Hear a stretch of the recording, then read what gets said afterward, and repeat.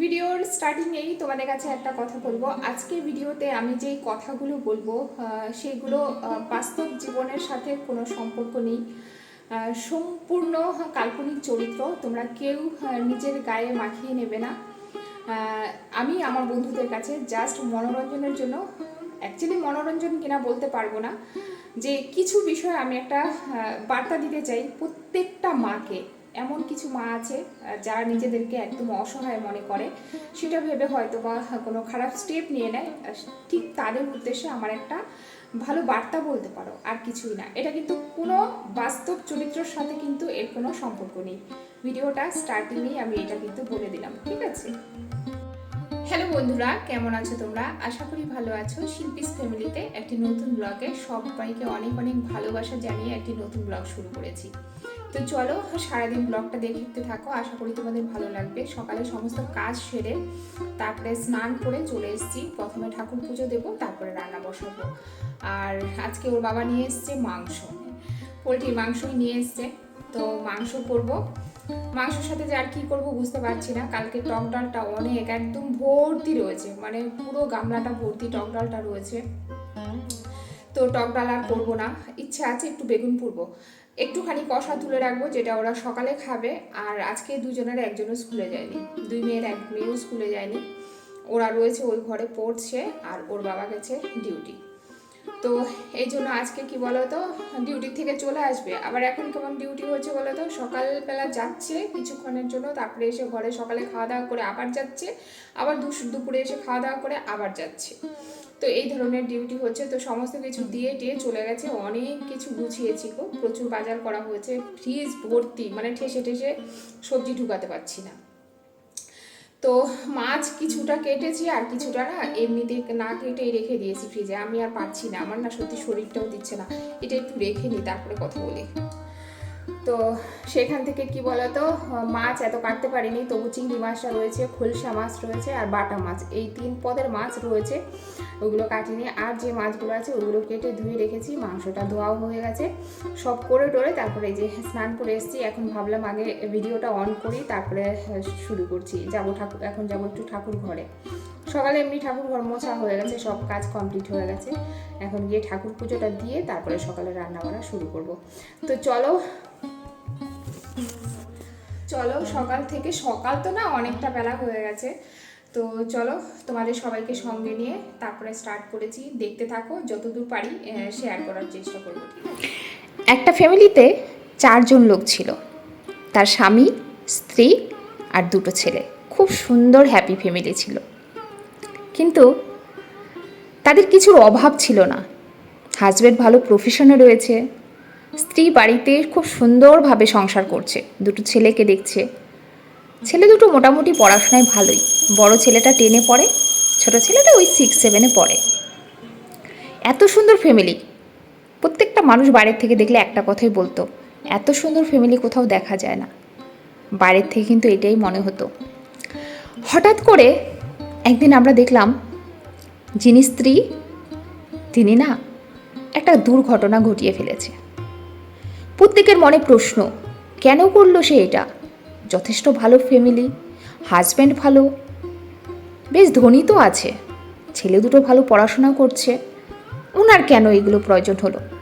অনেকের মনে হলো, ওই হয় না পাড়া প্রতিবেশী, কেউ যদি চলে যায় তার সম্পর্কে অনেক কথা বলতে পারে, আরে ওর তো রোগ ছিল, রোগ জ্বালায় মারা গেছে। কেউ কেউ বলল, আরে ওর চরিত্রটাই ভালো ছিল না। বেঁচে থাকতে কিন্তু সবাই খুব ভালো বলেছে।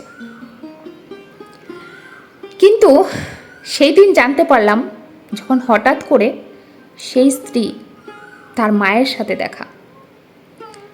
জিজ্ঞেস করলাম, আন্টি কেন আপনার মেয়ে এমনটা করতে গেল? খুব দরকার ছিল কি? বেশ তো ভালো ফ্যামিলি ছিল, হাজব্যান্ডটা যথেষ্ট ভালো কর্মঠ, 2টো ছেলে, সুন্দর ফ্যামিলি।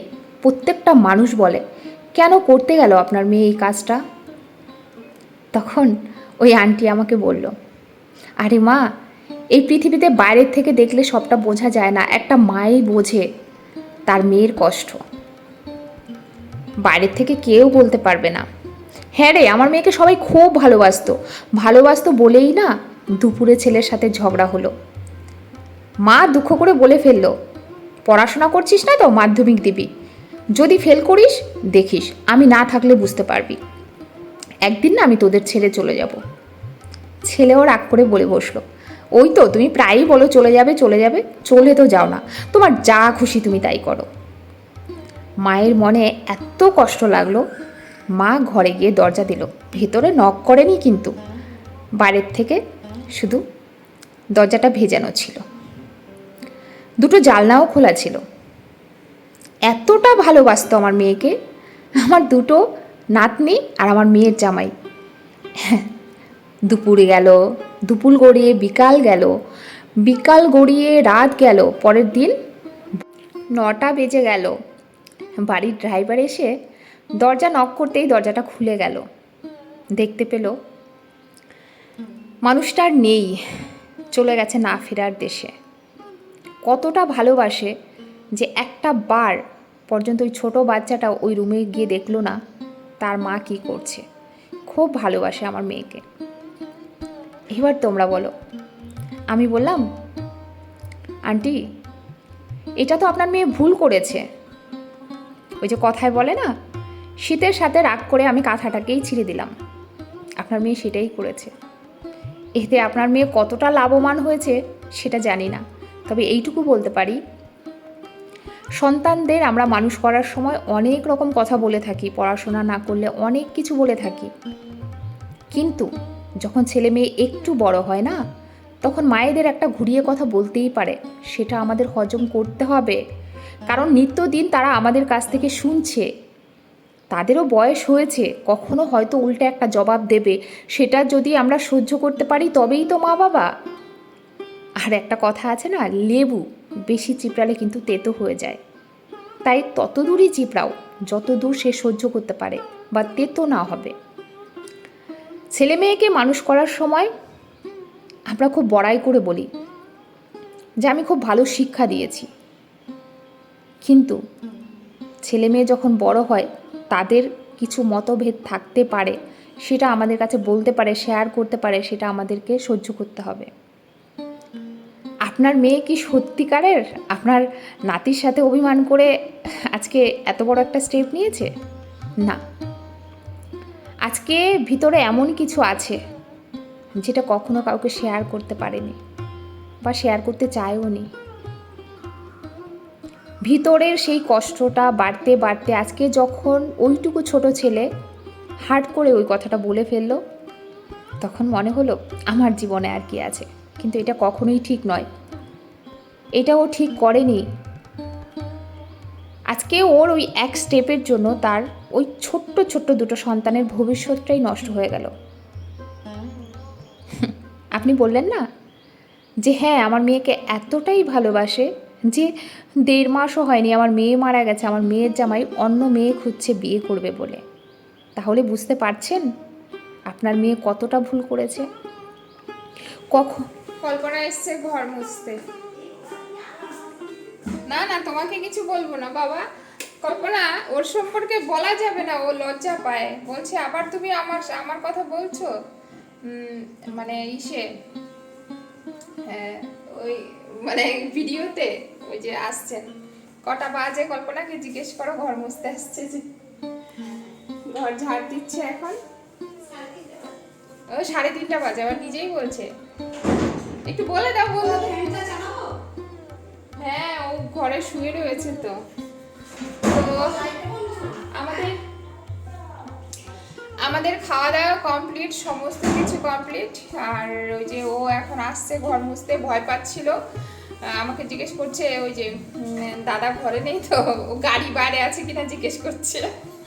গাড়ি যদি বাইরে থাকে তাহলে দাদা ঘরে রয়েছে, তো ভয়ে ভয়ে এসছে, সে দেখে গাড়ি নেই তো একটু স্বস্তি, নয়তো তো এই টাইমে আসলে বকা খাবে। আর বৌদির কাছে তো কোনো বকা নেই না কল্পনা, বৌদির কাছে সব কিছু ক্ষমা, ঠিক আছে।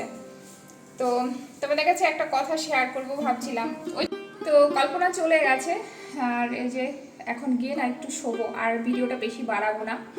আর যেই সমস্ত ঘটনা তোমাদের কাছে শেয়ার করলাম, এটা বাস্তব চরিত্রের সাথে কোনো সম্পর্ক নেই, কেউ কারোর গায়ে মাখিয়ে নেবে না। যদি কারোর জীবনে রিলেট হয়ে যায় বা নিজের সম্পর্কের সাথেও রিলেট হয়ে যায়, তারা কখনোই সেটাকে ভাববে না যে আমাদের উদ্দেশ্য করে বলা হয়েছে। কারণ এই পৃথিবীতে এমন কিছু ঘটনা আছে কারোর না কারোর সাথে মিলেই যায়। তো এটা সম্পূর্ণ কাল্পনিক ঘটনাটা, তো সবাইকে বলবো কেউ নিজের গায়ে নেবে না। তো চলো বন্ধুরা, আমার বন্ধুদের কাছে আমি আমার বন্ধুরা ঠিক বুঝতে পারছে যে আমি কি বলতে চেয়েছি আর কি বলেছি। তারা বিচক্ষণ, তারা যথেষ্ট বোঝে। তো তাদের উদ্দেশ্যে আমার এটার কথা নয়। উদ্দেশ্য হচ্ছে যারা কেউ যদি ভাবে যে তাদের জীবনের সাথে রিলেট হয়ে যাচ্ছে, তাদের উদ্দেশ্যে এটা কিন্তু একদম কাল্পনিক। চলো আমার বন্ধুরা, সবাইকে অনেক অনেক ভালোবাসা জানিয়ে আজকে ভিডিওটা এই পর্যন্ত এন্ড করছি। সবাই ভালো থাকবে, সুস্থ থাকবে, পরিবারকে নিয়ে হ্যাপি থাকবে, সেফ থাকবে, কারণ এটা খুব জরুরি একটা ফ্যামিলির জন্য। চলো টাটা।